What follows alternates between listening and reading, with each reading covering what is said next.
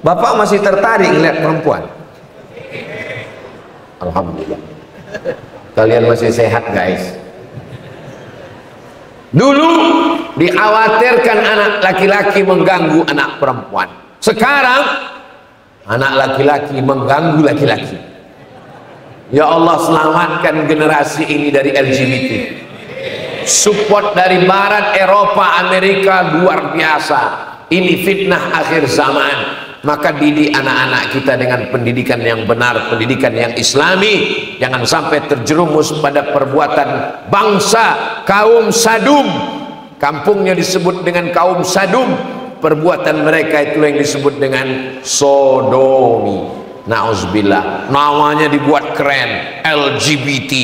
Padahal ini jangan dibuat keren-kerenan, jangan ditutupi namanya. Bilang aja nama yang sesungguhnya, pencinta lobang tai. Ustaz Somad jangan ngomong begitu di masjid, depan kiai, nggak sopan. Omongan Ustaz jorok, kotor. Kalian tahu omongan itu kotor, kalian tahu omongan itu jorok, mendengarnya saja menjijikkan, apalagi yang melakukannya. Tapi kenapa kalian tonton filmnya? Kenapa kalian tonton sinetronnya? Kenapa kalian tonton acaranya? Padahal pembawa acaranya homoseksual. Kenapa kalian saksikan filmnya di bioskop? Padahal artisnya adalah yang mendukung LGBT. Kenapa kalau ustadz yang ngomong kalian katakan menjijikkan? Tapi kenapa pelakunya kalian saksikan tiap hari? Dari mulai pagi jam 6 sampai jam 6 sore, tontonlah TV kita, ambil kertas, ambil pena. Berapa sinetron, berapa acara, berapa podcast, bintang tamunya diundang, dikasih panggung, diberikan acara supaya ditonton masyarakat. Ustadz marah? Enggak, ini karena belum sarapan aja. Kita boleh marah ketika agama Allah dilecehkan. Marahnya dalam rangka amar ma'ruf nahi mungkar, maka mesti marah. Nah, ini muncul hawa nafsu. Menyikapi tentang nafsu seksual, manusia juga terbagi kepada dua. Eka, eki. Ekstrem kanan tidak mau nikah sama sekali. Kamu mau nikah? Tidak mau nikah. Sedangkan yang ekstrem kiri, nikah tanpa batas, unlimited, nggak ada batasan sama sekali. Playboy cap gayung, semua diceduk. Playboy cap tupai, semua pohon kelapa berlubang dibuatnya. Nah, maka dalam Islam, wa kadzalika ja'alnakum ummatan wasata, kamu dijadikan sebagai umat yang pertengahan. Kita disuruh menikah. Man istata'a minkumul ba'ah, siapa di antara kamu yang sudah mampu untuk menikah, falyatazawwaj, menikahlah. Fa innahu aghaddu lil basar, dengan menikah itu menundukkan pandangan. Oh, jadi kalau sudah nikah matanya tunduk? Iya. Suami saya udah nikah matanya masih jelalatan, itu memang bawaan gatal. Wa ahsanu lil farj, menjaga kemaluan. Fankihu ma taba lakum minan nisa'i masna, nikahilah perempuan yang baik-baik itu 2 orang, wa sulasa 3 orang, wa ruba' 4 orang. Fa in khiftum, kalau kamu takut alla ta'dilu, tidak bersikap adil, fawahidah, cukup 1 saja. Nah, jadi semua bapak-bapak ini yang istrinya 1 itu termasuk orang yang fa'in khiftum, takut. Tapi dalam ayat ini takut tidak adil. Kalau yang di sini takut kepada istrinya. Bapak-bapak yang takut kepada istrinya karena istrinya bertanya, kamu sudah sholat apa belum? Kamu sudah ke masjid apa belum? Sedang berada di mana? Pulang jam berapa? Jangan main-main jalan sama siapa? Jangan bergaul dengan orang yang tidak baik. Maka bersyukurlah Pak, dengan istrimu itu kau sudah terjaga imanmu.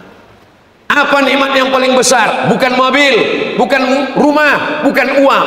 Nikmat terbesar adalah imra'atun salihah, istri yang solihah, tu'inu ala imanihi, yang membantu iman suami. Ini bapak-bapak yang baik-baik, bapak-bapak yang hebat-hebat ini, dibalik laki-laki yang hebat ada perempuan yang luar biasa. Itulah mereka yang ada di belakang ini. Ini ibu-ibu yang solihah-solihah semua. Begitu cara menghibur hati yang udah terluka tadi. Bapak Ibu yang dimuliakan Allah Subhanahu wa taala, maka dalam Islam dianjurkan menikah. Kamu kenapa nggak menikah? Saya tidak menikah Pak Ustadz karena Imam Nawawi tidak menikah, karena Imam Ibnu Taimiyah tidak menikah, karena Syekh Said Qutb tidak menikah.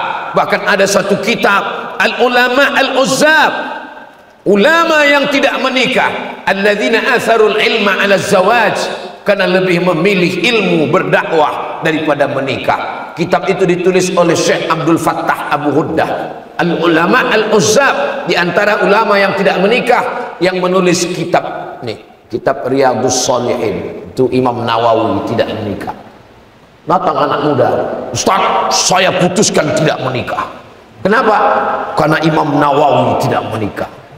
Imam Nawawi nggak menikah, dia kerjanya nulis. Kamu nulis apa? Saya nulis status Pak Ustaz. Imam Nawawi nggak menikah. Imam Nawawi itu meninggalnya tahun 676. 676.